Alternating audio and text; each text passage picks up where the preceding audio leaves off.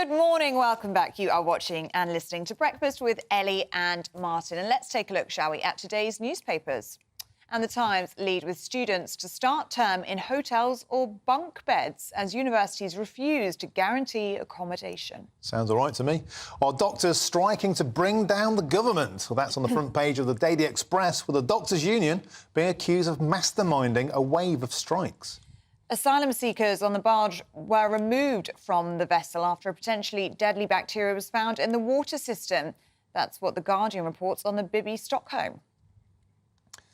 And the Health Secretary is facing pressure to scrap rules that allow patients to identify as women to share female-only hospital wards. The Daily Mail lead with that. And on the front page of The Eye, a major security breach is being kept from the public after Chinese and Russian hackers break into the UK Foreign Office.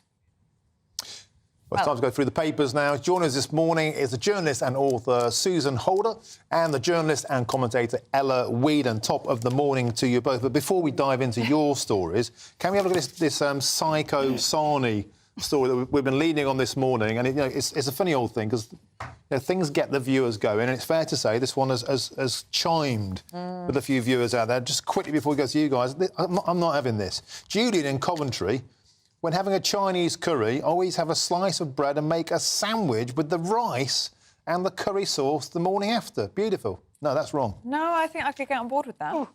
Yeah, I understand that one. Carol says peanut butter and grape jam with crisps. Well, that's just information overload. Peanut butter and jam is quite nice. I'm not sure about adding crisps into the combo there. And Brian says cheese spread and crisps, yeah, and peanut butter and strawberry jam. So, Brian, yeah, those aren't too crazy, I think. At least they're a bit normal. Let's turn to you guys. The high-browed intellectual debate this morning. Yes. What's your favourite weird sandwich, Suze? Well, I don't think it's weird. Yeah. I always have my bacon sandwich with brown sauce and marmalade.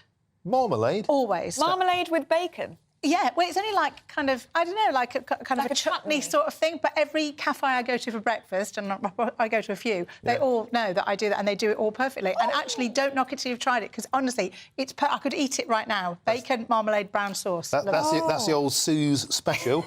Ella, what about you? I don't know. It's a very Irish thing to make everything into a sandwich. So, any dinner can be put between two pieces of bread, I believe. But one we had when we were kids was always, it's not that weird, butter and sugar sandwiches. Oh, yeah. My nan used to always make us that. Sugar sandwiches were a thing, weren't they? Yeah. I mean, obviously you'd probably have your kids taken off you if you gave them to them these days. Yeah, that'd be a social services job. But it's very nice. Yeah, lasagna in 2 slices of white bread is actually really I think a lot of the time you don't realise you're making a sandwich, but you are at dinner It's just like muscle memory. Yeah. So Fair enough. Anyway, on to the intellectual stuff now. Yes, Susan, let's start with you, shall we? And this story about students to start term in hotels or bunk beds. It's in the Times. Yeah, as if going to a university at the moment wasn't kind of stressful enough for them, and with all the debt they're going to get into, and before they even start studying and everything else, they're being warned that there might not be accommodation. Bristol University is offering accommodation in Wales, which isn't very convenient, and Exeter says that there's 5 applicants for every place. So I'm not sure, it doesn't actually, in the Times, really describe why there is so much problem.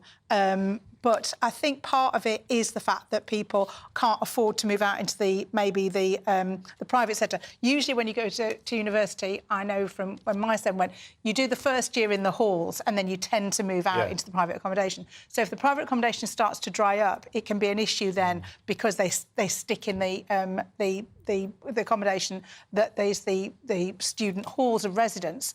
I know when... It is very important, obviously, that when you're at university that you do actually build that community, that you're near enough to university, that you're with the people that you're studying with. I think that is really important. I know when my son went to university, one of the American students that came to Liverpool to study where he was so far out that the other students took pity on him and said, well, why do you keep disappearing? Why are you not coming for a drink with us? Why are you late in every morning? And when they realised where he was staying, because he'd been put in this accommodation because he'd applied from a board, they took pity on him, and he actually moved into illegally, but moved... Where was he? Leeds? Well, he was just, like, really in a very dodgy area right on the outskirts of Liverpool, and it just was... He couldn't commute very, very easily. So they took pity on him, and he topped and tailed with another student in his student bed for the whole time. That could have its benefits. They actually shared, which I thought was really kind of nice of the person who did that for him, but not really what you want to be doing when you're studying. I wonder, Ella, if this is just a symptom, basically, of the fact we're just running out of housing stock. I mean, we see if people are trying to rent a house in the northwest, there are 20 people going for every single property now. That's huge overload. Serco have hoovered up quite a lot of the housing stock for asylum seekers. We just don't have enough houses. Is this a symptom of that, or are students being especially hard done by? Well, I think it's a mix. Obviously, we know that there's a national housing crisis, and in the Times it goes into the detail of the fact that, you know, for example, lots of landlords are requesting that students sign up for a huge number of weeks where, you know, that don't match up with the academic year, and we know lots of, you know, maybe they don't have a job in their first year and they can't afford the rent over the summer, so lots of young people go home. So there's an issue there with housing, but it's also the case that universities have... I remember my own university, Sussex, did this, where they had a huge amount of relatively affordable, at least when I was there, student accommodations. It was like living in bunk beds. We didn't mind. It was good fun, but it was cheap. And they kind of knock all that down and they've built much more expensive stuff. Yeah. And so actually student accommodation is much more expensive. And I think universities are pretty, you know, we know this, that they are, in terms of student intake, pretty greedy. I mean, they take on more than they can actually provide for.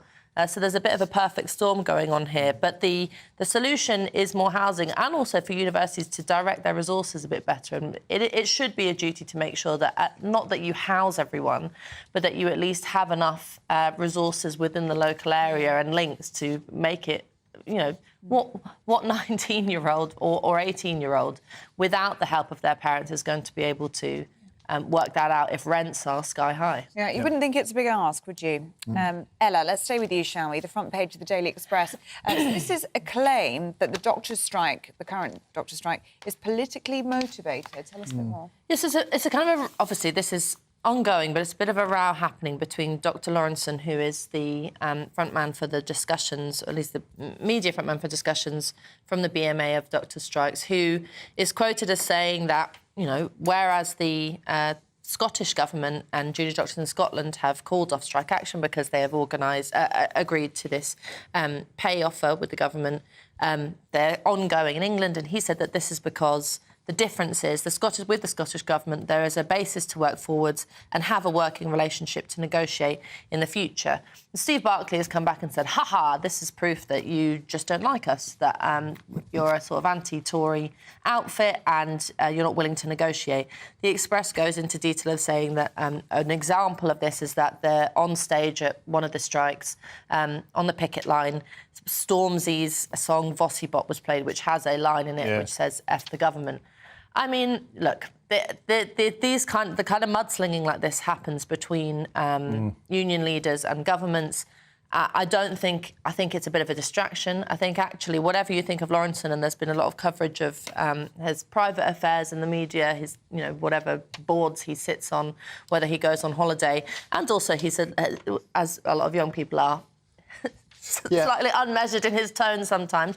But the fundamental issue stands, which is that the junior doctors are saying that they, particularly ones who are starting now in the beginning of their career, saying they're coming in with basically a huge pay cut. The government offers seems to me to be inadequate. And you have, you know, student debts, people who have gone into a certain level of skill who expect us to be able to live a certain kind of lifestyle to support them to do the hard work that they do. I wonder if this is just yet another unions or a bit lefty shocker. And, you know, the government are looking for a convenient cop-out. But let's move on, if we can, Susan, to something we've been talking about at the top of the show, the ongoing debacle, the farce around the Bibby Stockholm, the only boat they've managed to stop. Yes, absolutely. I mean, the whole thing has just become a bit of an absolute nightmare, and it looks like everything the government is trying just gets kind of torpedoed and sunk. And if you actually torpedoed that, it wouldn't be. I wouldn't be surprised, actually. So it's they've found the Legionnaire bacteria. So obviously the handful of people that they've managed to get on the barge 39 now have to come off it, which is fair, understandable. No one has demonstrated any symptoms as yet, but it could take 16 days for the symptoms to emerge. But also, obviously, the Ascension Island thing has also this week been sunk. So that's been dropped because it's just unworkable on every level, I think. And a £400,000 Home Office drone that was being used to monitor boats in the Channel has also crashed into the sea. Yeah. So they can't really catch a break, the government, on this. But that's because probably every idea that they're coming up with is particularly stupid. And that's why, funnily enough, they don't work. So I really don't understand why anyone thought this was all a good idea. It seems to me it's putting the cart before the horse. They're not dealing with what they need to deal with, which is the paperwork. That's the main thing that needs to be done, instead of coming up with these grand schemes of barges or Ascension Island. It's all just things that they're coming up with to make it look like they're doing things, and actually, when of course they try and do them, it all falls down and nothing actually happens. Yeah, Ella, what do you make of it? Yeah, well, I agree with Susan in relation to the sort of the paperwork issue, but it's also that these things, the ideas that the government are coming up with, seem so short-termist. So it's sort of, you know, we've got a problem with housing, as we've just been talking about. We have to house asylum seekers in hotels. That upsets the local community. So we'll just put them in this barge here. You know, rather than saying, should we look at the bigger picture? Should we maybe make some long-term plans to actually have more resources, or make some long-term plans within the asylum-seeking system to look at what we're doing, maybe change it, maybe have some more far-reaching ideas rather than just sticking plasters. And obviously the sticking plasters keep falling off. But the central issue, I mean, there still remains, this is the tension here, there still remains this issue that, you know, British public clearly want there to be control over borders. There's a debate as to whether that's more liberal or more conservative. I'd be on the more liberal side. But control over borders, a sense that things are working, that a system is functioning. And that hasn't been solved, so no one's happy, whatever side of the immigration debate you're on, it seems to be. It makes you wonder if this was doomed from the outset. I mean, it worked in Holland, it worked in Germany, it works for Shetland Island oil workers. It's the same freight. And it just feels to me like an accident waiting to be derailed, torpedoed, to quote you, Susan, all along. Anyway, it's one that will roll on and roll on. Thank you very much, Ella Whelan and Susan Holder. We have to leave it there, but see you again in the next hour. Thank you very much, both of you.